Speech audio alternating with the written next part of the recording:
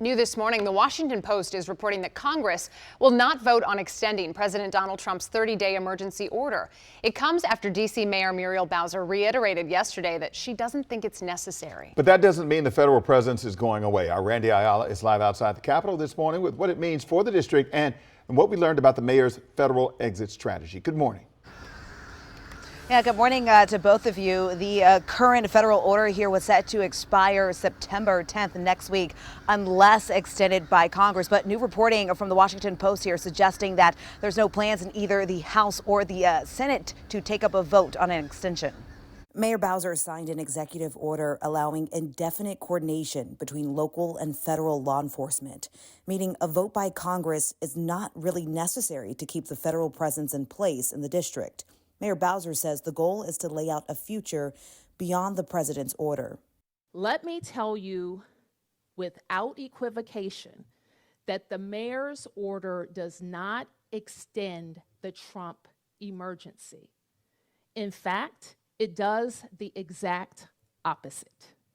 What it does is lays out a framework for how we will exit the emergency. The House is, however, working on several bills to reform D.C.'s criminal justice system beyond the scope of the current emergency order. One proposal would remove D.C.'s Attorney General Brian Schwab, who just announced he's running for re-election.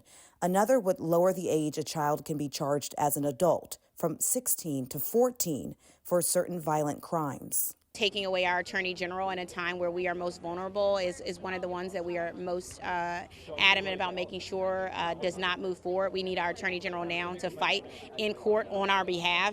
White House officials say the federal surge has resulted in more than 1,800 arrests and 188 guns taken off D.C. streets. The president's executive order placing federal agents in the district will expire next Wednesday, but National Guard troops have had their D.C. orders extended through December.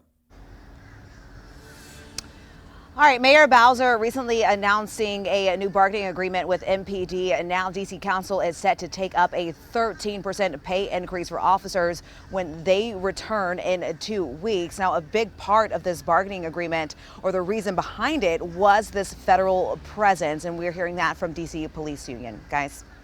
Randy Ayala reporting for us today. Thank you. Count on us to stay on top of every angle of how this federal surge is impacting our community. Stream our coverage anytime on WUSA 9 Plus, and you can download Plus, by the way, on your smart TV and watch for free.